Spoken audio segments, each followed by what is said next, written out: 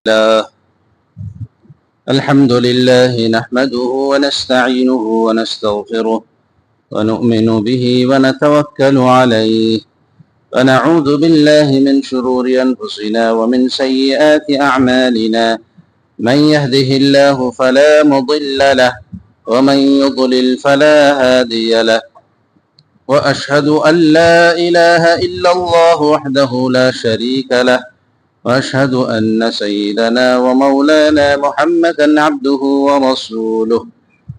أما بعد فأعوذ بالله من الشيطان الرجيم. بسم الله الرحمن الرحيم. يا أيها الذين آمنوا اتقوا الله وكونوا مع الصادقين. وقال تعالى: إنه من يتق ويصبر فإن الله لا يضيع أجر المحسنين. وقال النبي صلى الله عليه وسلم: دع ما يريبك إلى ما لا يريبك. وقال عليه الصلاة والسلام: من سأل الله الشهادة بصدق بلغه الله منازل الشهداء وإن مات على فراشه، أو كما قال عليه الصلاة والسلام. صدق الله مولانا العظيم وصدق رسوله النبي الكريم ونحن على ذلك لمن الشاهدين والشاكرين والحمد لله رب العالمين. رب اشرح لي صدري ويسر لي أمري واحلل عقدة من لساني يفقهوا قولي. رب اشرح لي صدري ويسر لي أمري واحلل عقدة من لساني يفقهوا قولي. رب اشرح لي صدري ويسر لي أمري واحلل عقدة من لساني يفقهوا قولي.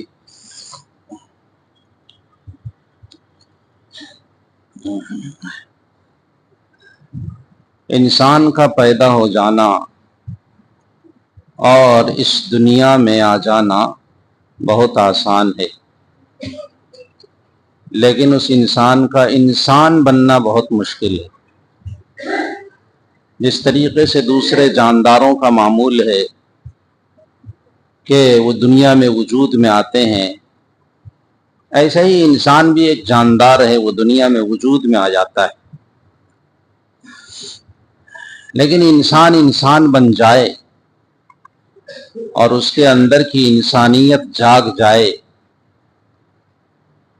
اس کا تعلق ایک محنت سے ہے اور ایک ریاضت سے۔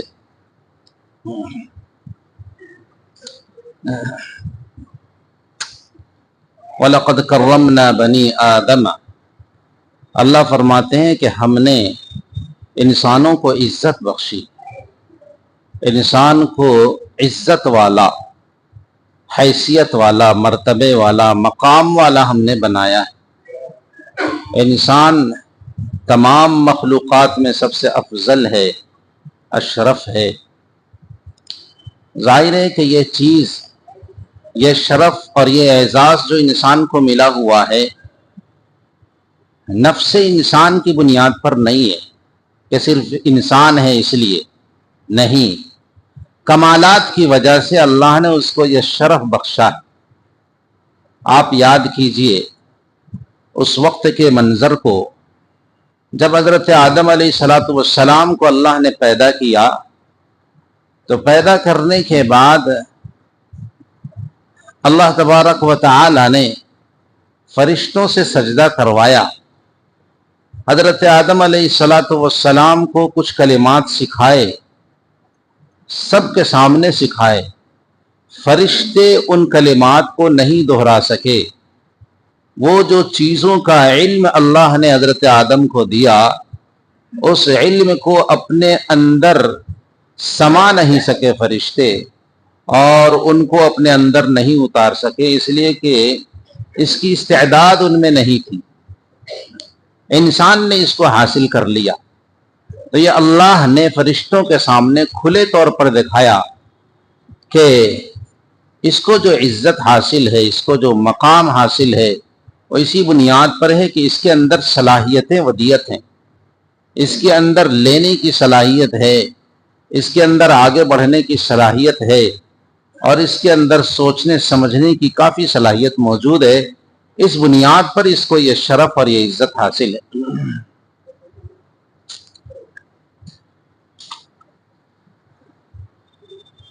دنیا میں جتنی بھی مخلوقات پائی جاتی ہیں سب کو اللہ نے ایک کام کے لیے بنایا ہے،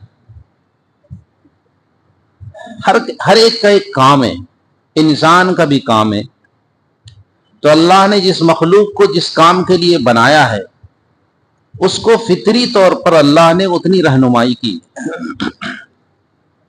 لیکن انسان کو اللہ نے خلیفۃ اللہ فی الارض بنایا ہے، یعنی انسان یہ زمین پر اللہ کا خلیفہ ہے، اللہ کا نائب ہے۔ ظاہر ہے کہ اس کو گتھیاں سلجھانا ہے اور اس کو معاملات طے کرنے ہیں، تو جب تک اس کے اندر سوجھ بوجھ کی صلاحیت نہیں ہوگی اور اس کی زندگی میں اعتدال نہیں ہوگا، عملی طور پر یہ متوازن نہیں ہوگا، اس وقت تک یہ صحیح فیصلہ نہیں کر سکتا اور صحیح حکمرانی نہیں کر سکتا۔ اِنَّا عَرَضْنَا الْأَمَانَةَ عَلَى السَّمَاوَاتِ وَالْأَرْضِ وَالْجِبَالِ فَأَبَيْنَ أَن يَحْمِلْنَهَا وَأَشْفَقْنَ مِنْهَا وَحَمَلَهَا الْإِنسَانُ إِنَّهُ كَانَ ظَلُومًا جَهُولًا۔ ہم نے یہ امانت اور یہ تکلیف کی صورت ہم نے آسمان و زمین کو پیش کیا، دنیا کی مخلوقات کے سامنے جن کے اندر صلابت ہے، جن کے اندر اٹھان ہے، جن کے اندر ہیبت ہے اور جلال ہے، ایسی مخلوقات کے سامنے ہم نے اس بار امانت کو پیش کیا، ان سب نے انکار کر دیا، انسان نے اس کو اٹھا لیا اور یہ ظلوم ہے، جہول ہے۔ ظلم کا مطلب یہ ہوتا ہے کہ اس کے اندر جو عملی قوت ہے وہ عملی قوت حد سے بڑھی ہوئی ہے، اور جہل کا مطلب یہ ہوتا ہے کہ اس کے اندر جو علم کی قوت ہے وہ حد اعتدال سے بڑھی ہوئی ہے، یہ سمجھیے۔ تو گویا جہالت عملی علم وہ یعنی ظلم عملی قوت کی بے اعتدالی کا نام ہے، اور جہالت علمی قوت کی بے اعتدالی کا نام ہے۔ لیکن اگر انسان اسی کو اعتدال پر لے آئے تو وہی چیز اچھی بن جاتی ہے۔ ظلم کے مقابلے میں عدل بولا جاتا ہے، عدل و انصاف، اور جہل کے مقابلے میں اور نادانی کے مقابلے میں علم بولا جاتا ہے۔ تو انسان کی جو اللہ نے تعریف کی وہ یہ ہے کہ انسان ظلوم ہے اور جہول ہے، یعنی اس کے اندر عملی قوت کی بے اعتدالی پائی جاتی ہے اور اس کے اندر علم کی قوت کی بے اعتدالی پائی جاتی ہے۔ اسی کو بیلنس میں لانا ہے۔ اس کا مطلب یہ ہے کہ اس انسان کے اندر اللہ نے یہ صفت رکھی ہے کہ عملی قوت کی بے اعتدالیوں سے نکل کر کے یہ اعتدال پر آ جائے، اور علمی قوت کی بے اعتدالی سے نکل کر کے یہ اعتدال پر آ جائے۔ اسی کو قرآن و سنت کی تعبیر میں کہتے ہیں ایمان اور عمل صالح۔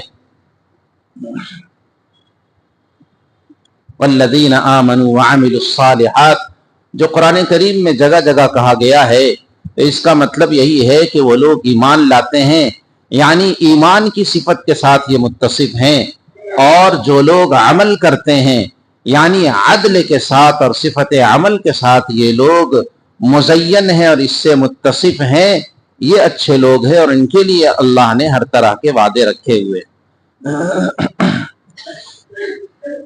اللہ تبارک و تعالی نے انسان کو ایسا بنایا ہے کہ انسان کے اندر احساس بھی ہے، ادراک بھی ہے، اور اس کے اندر ارادہ بھی ہے، اور یہ چیزیں اس کے اندر انسان کے اندر اعلیٰ درجے کی ہیں کہ انسان احساس بھی اعلیٰ درجے کا کرتا ہے، ادراک بھی اچھی طرح سے کرتا ہے، اور سمجھتا بھی اچھی طرح سے۔ اور یہ قدرت کا نظام ہے کہ اللہ نے جس کو جتنا ادراک اور احساس کم دیا ہے اللہ تبارک و تعالی نے اس سے اس کے بوجھ کو ہلکا رکھا ہے، اور قدرت اس کا انتظام خود کرتی ہے۔ جمادات کو دیکھیے کہ جمادات کے اندر احساس نہ ہونے کے برابر ہوتا ہے۔ نباتات میں دیکھیے کہ نباتات میں تھوڑا سا کچھ ارادے کی رمق سی پائی جاتی ہے۔ دوسرے جانداروں کو دیکھیے کہ ان کے اندر احساس کے ساتھ ساتھ ایک خاص قسم کی ارادی کیفیت پائی جاتی ہے، اور تھوڑا تعقل بھی پایا جاتا ہے، تھوڑی سمجھ بھی پائی جاتی ہے۔ آپ غور کیجئے کہ یہ جو جاندار اللہ نے بنائے ہیں، ان جانداروں کی پرورش اور پرداخت کا انتظام اللہ نے خود کیا ہوا ہے۔ ان کے کھانے پینے کا نظام خود ہے، ان کو بہت زیادہ انتظام نہیں کرنا پڑتا ہے۔ سمندر کی یہ جو بڑی بڑی مچھلیاں ہیں، ان کے کھانے کا نظام اللہ نے کیا ہوا ہے۔ دنیا میں بڑے بڑے جانور، ہاتھی قسم کے جانور پائے جاتے ہیں، ان کے کھانے کا نظام اللہ نے کیا ہوا ہے۔ یہ اپنے لیے کوئی اسٹاک نہیں بناتے ہیں۔ تو جن میں جتنا ارادہ کم ہے، احساس کم ہے، شعور کم ہے، اللہ نے ان کو فرض سے سبکدوش کر دیا ہے، اور جس میں سمجھداری زیادہ ہے، جس میں ارادہ اور ادراک زیادہ ہے، اللہ خود ہی اس فرض سے سبکدوش ہے، اور اللہ نے اس کی ذمہ داری اسی مخلوق پر ڈالی ہوئی ہے۔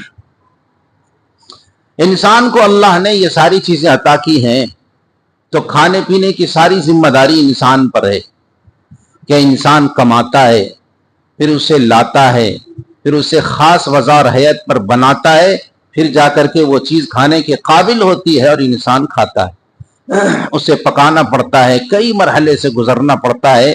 تو یہ ساری ذمہ داری اللہ نے انسان پر رکھی ہے، اس لیے کہ اللہ نے اس کے اندر قوت و ارادہ کی خاص کیفیت دی ہے۔ یہی انسان کا شرف اور اعجاز ہے کہ اللہ تبارک و تعالی نے اس کے اندر سمجھنے کی اور فہم کی وہ صلاحیت رکھی ہے جو دوسری مخلوقات میں نہیں ہے، اور اسی لیے اس کو مکلف بنایا گیا ہے، اور اللہ تبارک و تعالی نے اس کو اس لیے پیدا کیا ہے تاکہ وہ دنیا کے نظم و نسق کو سنبھال سکے۔ لیکن ہاں یہ ضروری ہے کہ انسان بنے۔ کتابیں آئی ہیں، مختلف اوقات میں اللہ تبارک و تعالی نے ہدایت کی کتابیں بھیجی ہیں لوگوں کے پاس، اور لوگوں نے رہنمائی حاصل کی ہے۔ لیکن آپ دیکھیں گے تو آپ کو معلوم ہوگا کہ کتابیں براہ راست نہیں آ گئیں، کہ جس کتاب کے مضامین کو سمجھانے والا کوئی نہ ہو، ایسا نہیں ہوا، بلکہ اللہ نے جب بھی کتاب بھیجی ہے تو کسی شخصیت پر بھیجی ہے، اور وہ شخصیت اور وہ ذات اور وہ انسان لے کر کے آئے ہیں لوگوں کے درمیان، اور انہوں نے پڑھ کر کے سنایا، بتایا اور لوگوں کو سمجھایا، اور اس کے مطابق لوگوں نے عمل کیا۔ ایسا تو ہوا کہ نبی آ گئے بغیر کتاب کے، لیکن ایسا کبھی نہیں ہوا کہ کتاب بغیر نبی کے آ گئی ہو۔ اس سے معلوم ہوا کہ انسان کی فطرت یہ ہے کہ الانسان لا يسمع ولكن ينظر، کہ انسان سنتا کم ہے، دیکھتا زیادہ ہے۔ ایک آدمی جو تقریر کر رہا ہے تو آدمی تقریر سنتا کم ہے، اس کی عملی زندگی کو دیکھتا ہے کہ آدمی کیسا ہے۔ بولا بہت دیکھا ہے ایسا تقریر کرنے والا، بات کرنے والا، بات تو بہت بناتا ہے، لیکن اپنی زندگی میں وہ کیسا ہے، اس کی زندگی کیسی ہے۔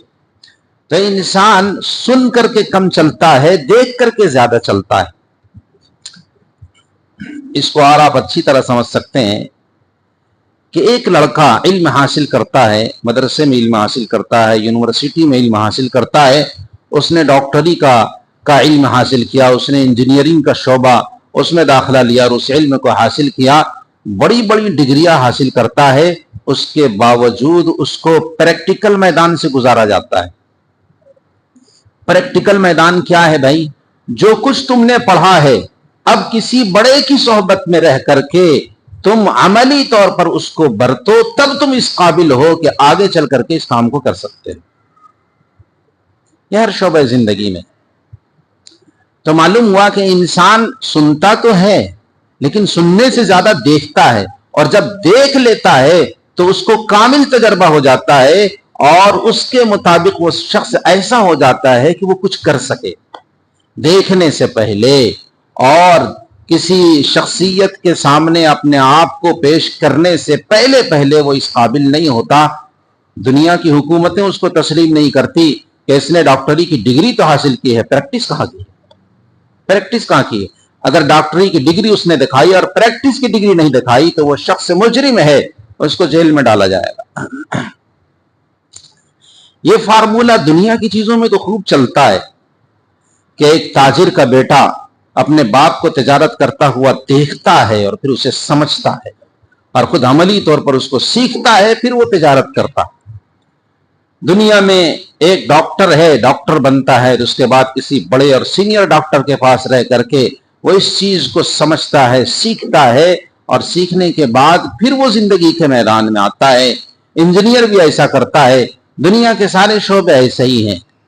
لیکن اسلام ایک ایسا مذہب ہے اور ایک ایسا دین ہے کہ جس کے ماننے والے یہ سمجھتے ہیں کہ چونکہ ہم مسلمان گھرانے میں پیدا ہو گئے اور ہمیں نہ اسلام سیکھنے کی ضرورت ہے نہ کسی کی صحبت کی ضرورت ہے, کسی کے پاس رہ کر کے ہمیں دین اور اسلام سیکھنے کی ضرورت نہیں, ہم کو کوئی ضرورت نہیں, ہم تو اسلام کے گھرانے میں پیدا ہوئے. ایک تو یہ ہے کہ مسلمانوں کا اکثر طبقہ, یوں کہا جائے تو 90% طبقہ, اس سے زیادہ کہا جا سکتا ہے لیکن خیر احتیاطاً 90% طبقہ مسلمانوں کا اسلامی تعلیمات سے ناواقف ہے. وہ اسلام کو جانتا ہی نہیں. اسلام کے عقائد جو تھوڑے بہت ہیں بڑے بڑے اس کو تو جانتا ہے, بقیہ بنیادی بہت ساری عقیدوں کو وہ نہیں جانتا ہے. تو عقائد, عبادات, معاملات, معاشرت, اس سلسلے میں اسلام کی کیا رہنمائی اور کیا ہدایت ہے مسلمان نہیں جانتا اس کو. 90% سے زیادہ مسلمان اس کو جانتا ہی نہیں, اس نے پڑھا ہی نہیں, پڑھا نہیں, جانتا نہیں. اب جب اس نے پڑھا ہی نہیں ہے, وہ اس سے آگاہ ہے ہی نہیں, تب اس کے ذمہ لازم تھا کہ سب سے پہلے وہ پڑھتا. پھر پڑھنے کے بعد ضروری تھا کہ جو اس سے زیادہ پڑھا ہوا ہے, جو علم کا ماہر ہے, اس کے پاس پہنچ کر کے اپنی پڑھی ہوئی چیزوں کو ریگولر میں لاتا, عمل میں لاتا, اور یہ بتاتا کہ میں ٹھیک ٹھاک کر رہا ہوں یا نہیں کر رہا ہوں. مسلمان پڑھنے ہی کے لیے تیار نہیں ہے چہ جائے کہ کسی کی صحبت اختیار کرے. حالانکہ دنیا کا اصول ہے اور ہر کوئی جانتا ہے, آٹے کی دکان پہ آٹا ملے گا, چاول کی دکان پہ چاول ملے گا, لوہے کی دکان پہ لوہا ملے گا, سونے کی دکان پہ سونا ملے گا. بھائی دین کی دکان پہ دین ملے گا, بس دینوں کے یہاں دین تھوڑا ہی ملے گا. اسلام کے معاملے میں مسلمانوں کا عجب معاملہ ہے. یوٹیوب میں کسی نے کچھ کہہ دیا, بولا فلاں صاحب ایسا کہہ رہے تھے. ارے بھائی اس کی دکان کیسی ہے, کس چیز کی دکان ہے اس کی, اس نے کہاں سے پڑھا ہے, اس کی نسبت کیا ہے, ہاں اس کا سلسلہ کہاں سے ملتا ہے نہیں ملتا ہے. بولا ایک صاحب تھے وہ یوں کہہ رہے تھے. تو ایک مسلمان کو تو اتنا حساس ہونا ہی چاہیے. ہاں ھذا دین فانظروا عمن تأخذون دینکم, یہ دین ہے, یہ دین ہے, تم پہلے دیکھو کہ دین کو تم کس سے حاصل کر رہے ہو, کس سے دین کو حاصل کر رہے ہو, یہ تو پہلے دیکھو. ایک آدمی ڈاکٹر بننا چاہتا ہے اور انجینئر کی صحبت اختیار کی ہوئی ہے, واہ بھائی بڑا عقل مند لڑکا ہے, بہت پڑھا ہوا ہے. ایک صاحب وکیل بننا چاہتے ہیں اور ڈاکٹر کے یہاں جا کر کے بیٹھتے ہیں, ڈاکٹروں سے رابطہ ہے ان کا, ان کے یہاں رہتے ہیں, واہ بھائی اچھا وکیل بنے گا یہ تو یہ چیز سمجھنے کی ہے کہ ایک مسلمان اسی وقت بن سکتا ہے اور قرآن و سنت کا صحیح ادراک اس کو اسی وقت ہو سکتا ہے جب ایسے لوگوں کی صحبت اختیار کرے گا جنہوں نے اپنی زندگیاں اس کے لیے کھپائی ہوئی ہیں اور جن کا دل روشن ہے صحبت صالحہ سے. تو بات یہاں آ کر کے رکتی ہے کہ ایک مسلمان کی یہ ذمہ داری ہے کہ مسلمان دین کا علم حاصل کرے اور پھر دین کا علم حاصل کر لینا ہی کافی نہیں ہے، بلکہ ایسے لوگ جنہوں نے اپنی زندگیاں دین میں کھپائی ہوئی ہیں اور جو عملی طور پر نمونہ بنے ہوئے ہیں اور جنہوں نے قرآن و سنت کو سمجھ کر کے عملی زندگی میں انہوں نے قدم رکھا ہے اور پوری زندگی ان کی اسلام سے عبارت ہے، اور جنہیں دیکھ کر کے اللہ یاد آتا ہے اور اللہ کی ذات کا یقین ہوتا ہے اور انہیں دیکھ کر کے اسلام کی تعلیمات سے شناسائی ہوتی ہے، ایسے لوگوں کی صحبت بھی اختیار کرے، تو دین کا علم بھی حاصل کرے اور صحبت بھی اختیار کرے، تب جا کر کے وہ پکا مسلمان بنے گا۔ اگر صرف علم حاصل کیا، صحبت نہیں ملی تو بھی کچا، اور جس کو صرف صحبت ملی، علم حاصل نہیں کیا تو بھی کچا۔ ڈاکٹری پڑھ لی اور کسی سینئر ڈاکٹر کے پاس رہ کر کے اس نے پریکٹس نہیں کیا تو کچا، اور ڈاکٹری پڑھی نہیں، ڈاکٹر کی صحبت میں رہ کر کے بہت سارے اس نے نسخے سیکھ لیے، اچھا خاصا ڈاکٹر بن گیا تو بھی کچا۔ نیم حکیم خطرے جان، نیم ملا خطرے ایمان۔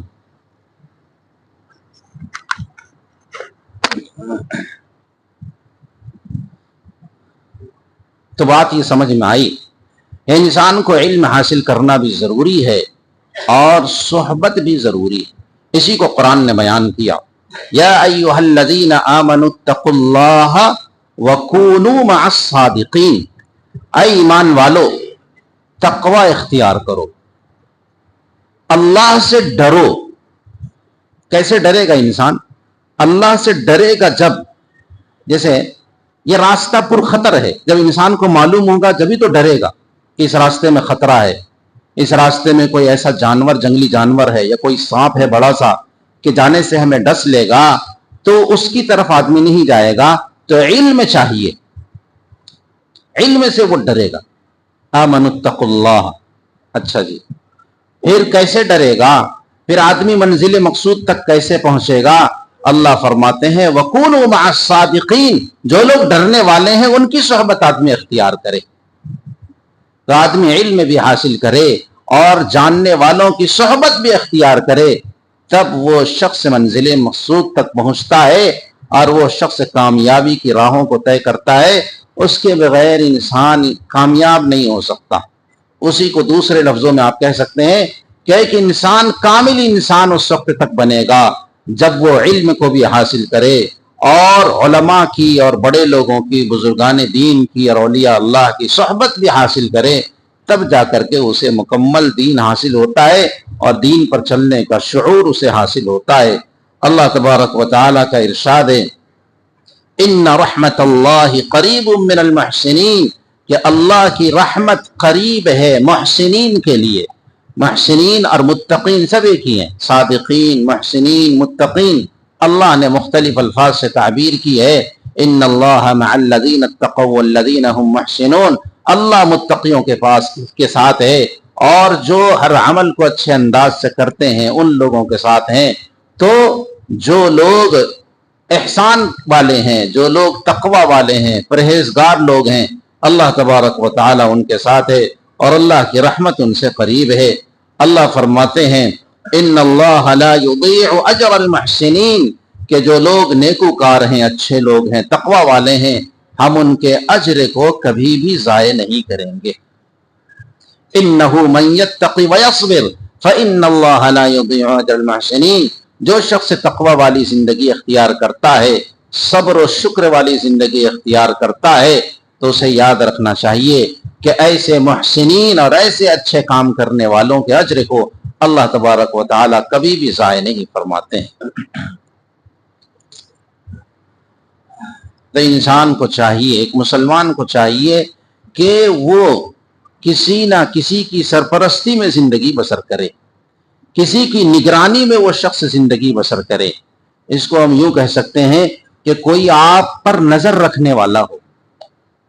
جب تک والد صاحب کا سایہ رہتا ہے اس وقت تک کوئی ٹینشن نہیں ہوتا، کہتے ہیں نا باپ کا ہوٹل چل رہا ہے، کوئی دقت نہیں۔ کیوں؟ باپ کی نگاہ ہے، باپ کی نظر ہے اور باپ کی نگرانی میں وہ خود بھی ہے اور اس کا پورا گھر ہے، تو اسے کوئی پریشانی نہیں ہوتی ہے۔ اسی طریقے سے ایک مسلمان اسلامی زندگی اختیار کرے اس کے لیے یہ ضروری ہے کہ کوئی آپ کا نگراں ہو، کوئی آپ پر نظر رکھنے والا ہو، اور نظر رکھ کر کے آپ کی صحیح رہبری اور رہنمائی کرنے والا ہو، تب آپ کی زندگی صحیح سالم گزرے گی۔ بات کتنی اچھی ہے، بات کتنی اچھی ہے اور سمجھنے کی ہے، عام طریقے سے آپ سمجھ سکتے ہیں۔ صحابی کسے کہتے ہیں؟ صحابی کہتے ہیں جنہوں نے نبی کی صحبت اختیار کی، ان کو صحابی کہتے ہیں۔ ایک لمحہ بھی نبی کی صحبت جن کو مل گئی وہ صحابی ہو گئے۔ اور صحابیت کا مقام یہ ہے کہ کوئی بڑے سے بڑا ولی، بڑے سے بڑا ابدال اور بڑے سے بڑا عالم اور فقیہ اور مفتی اور محدث اور مفسر کسی صحابی کے کسی ایک نیکی کا بھی مقابلہ نہیں کر سکتا ہے۔ یوں سمجھ لیجیے آپ، یعنی شرف صحابیت ایک ایسا شرف ہے کہ جس صحابی کے مقام کو کوئی نہیں پہنچ سکتا ہے، چاہے جو کوئی بھی رہو۔ ایک مرتبہ غالباً حضرت حسن بصری کی مجلس میں حضرت عمر ابن عبدالعزیز کا ذکر آ گیا۔ عمر ابن عبدالعزیز بہت بڑے آدمی ہیں، لیکن تابعی ہیں، صحابی نہیں۔ انہوں نے صحابہ کو دیکھا ہے، نبی صلی اللہ علیہ وسلم کی زیارت نہیں کی ہے، بعد میں پیدا ہوئے۔ حضرت معاویہ رضی اللہ تعالیٰ عنہ کے بارے میں تاریخ میں بہت ساری باتیں غلط سلط بھی لکھی ہوئی ہیں، اجتہادات کے صحابہ کے، جس کی وجہ سے آدمی کبھی یہ سمجھتا ہے کہ یہ صحیح ہے، وہ سمجھتا ہے کہ یہ صحیح ہے، اس میں انسان سے چوک ہو جاتی ہے، غلطی ہو جاتی ہے، جس کو اللہ نے اجتہادی غلطی کہا ہے، اور اجتہادی غلطی معاف ہے۔ تو اس طرح سے چوک ہوئی ہے، بعض صحابہ سے چوک ہوئی ہے۔ تو حضرت معاویہ کے سلسلے میں بعض لوگوں کا دماغ صاف نہیں رہتا ہے، ابھی بھی نہیں رہتا ہے بعض لوگوں کا، اور الٹے سیدھے کبھی کبھی بکتے رہتے ہیں، حالانکہ ان کو یہ سمجھنا چاہیے کہ اللہ نے ان کو شرف صحابیت سے نوازا ہے۔ اسی طریقے کا کوئی تذکرہ حضرت حسن بصری کے سامنے آ گیا، اور کسی نے کہا کہ حضرت امیر معاویہ افضل ہیں یا عمر ابن عبدالعزیز؟ تو حضرت حسن بصری نے کہا کہ سنو، اور کان کھول کر کے سنو، کہ وہ غبار جو معاویہ کے گھوڑے کی ناک میں داخل ہوا تھا نبی کی صحبت میں جہاد کرتے ہوئے، اس غبار کے برابر بھی عمر ابن عبدالعزیز کا درجہ نہیں ہے۔ بڑھیا سے سن، یہ ہے صحابیت کا مقام۔ اب آپ کو جو میں سمجھانا چاہتا ہوں وہ یہ ہے کہ صحابیت کا مقام وہ ہے کہ نبوت کے بعد صحابیت ہے، نبوت کے بعد صحابیت ہے۔ نبوت کے بعد جو درجہ ہے وہ صحابیت کا درجہ ہے، اور صحابہ کو جو صحابیت کا مقام ملا ہے وہ صحبت کی وجہ سے ملا ہے، ساتھ رہنے کی وجہ سے ملا ہے۔ نبی بہت بڑے تھے تو ان کے ساتھ بیٹھنے والا بھی بہت بڑا بن گیا، تو جو نبی کا وارث بہت بڑا ہوگا ان کی صحبت میں بیٹھنے والا بھی بڑا ہو جائے گا۔ معلوم ہوا کہ صحبت، کہ آدمی کسی بزرگ کی صحبت کو اختیار کرے اور ان کی ہدایت کے مطابق چلے، یہ بڑی بات ہے۔ صحابہ کرام رضی اللہ عنہم اجمعین نبی کی مجلس میں بیٹھتے تھے، چپ چاپ بیٹھتے تھے، کوئی بات نہیں کرتا تھا، آنکھیں اٹھا کر کے نبی کو نہیں دیکھتا تھا، اتنا احترام تھا نبی کا، اتنا احترام تھا اور اتنا ادب تھا کہ آنکھیں اٹھا کے بات نہیں کرتا تھا۔ اور کبھی کہ جب کوئی پوچھنا ہوتا تو کچھ پوچھتے، یا نبی صلی اللہ علیہ وسلم خود کوئی بات ارشاد فرماتے، بے ضرورت باتیں نہیں کرتے تھے۔ صحابہ کی مجلس، نبی صلی اللہ علیہ وسلم کے یہاں صحابہ کی مجلس اس طرح کی تھی کہ پرندے آ کر کے بیٹھ جائیں تو لوگوں کو پتہ نہ چلے، ایسی پرسکون مجلس ہوا کرتی تھی۔ تو ان حضرات نے صحبت کا شرف حاصل کیا ہے اور نبی صلی اللہ علیہ وسلم کے ساتھ رہے، جس کی وجہ سے اللہ تبارک و تعالی نے ان کو وہ مقام عطا کیا کہ قرآن خود ان کے بارے میں کہتا ہے کہ جنہوں نے حسنہ کام کیا، اچھا کام کیا، ان کے لیے اللہ تبارک و تعالیٰ کے ہاں حسنہ ہے، یعنی جنت ہے۔ یعنی جنہوں نے شرف صحابیت کو اختیار کیا ہے اور جن کو یہ شرف ملا ہے، اللہ تبارک و تعالیٰ انہیں جنت عطا فرمائیں گے۔ تو معلوم ہوا کہ انسانوں کی ہدایت اس میں چھپی ہوئی ہے کہ جو کچھ وہ بننا چاہتا ہے اس کا جو ماہر ہے، اس کا جو جانکار ہے، اور اس کو جو اس چیز سے خاص نسبت حاصل ہے، اس کے پاس اس شخص کو پہنچنا ہوگا، اور پہنچ کر کے تب جا کر کے وہ شخص ان کے رنگ میں رنگ سکتا ہے۔ نبی صلی اللہ علیہ وسلم نے اس کی مثال دی کہ ایک بندہ جو عطر فروش کی دکان میں جاتا ہے، عطر لگائے یا نہ لگائے، اس کے کپڑوں میں عطر کی خوشبو بس جاتی ہے۔ اور ایک بندہ وہ ہے کہ جو لوہار کی دکان میں جاتا ہے، اگر لوہار کی دکان سے اس پر کوئی چنگاری اس کے کپڑوں میں نہ پڑی تو پھر بھی تو وہ اس کے دھوئیں کو تو سونگتا ہی ہے۔ اچھی صحبت اختیار کرنے والا اس عطر فروش کی دکان میں بیٹھنے والے کی طرح سے ہے، جو بیٹھتا ہے اس کے یہاں جاتا ہے اور عطر کی خوشبو کو سونگتا ہے۔ بری صحبت اختیار کرنے والا اس شخص کی طرح سے ہے جو لوہار کی دکان میں جا کر کے بیٹھتا ہے کہ اگر کپڑوں کا نقصان نہیں ہوتا تو دھواں تو سونگ کر کے آتا ہے۔ اس لیے میرے بھائیوں، صحبت اختیار کرے آدمی، بزرگوں کی صحبت اختیار کرے، اور صحبت اختیار کرنے کا مطلب یہ ہے کہ اپنے سارے معاملات ان کے حوالے کرے اور ان کی رہنمائی کے مطابق اپنی زندگی بسر کرے۔ کاروبار میں بھی مشورہ لے، اور گھریلو معاملات کچھ ہوں تو ان سے مشورہ لے، صحیح رہنمائی حاصل کرے۔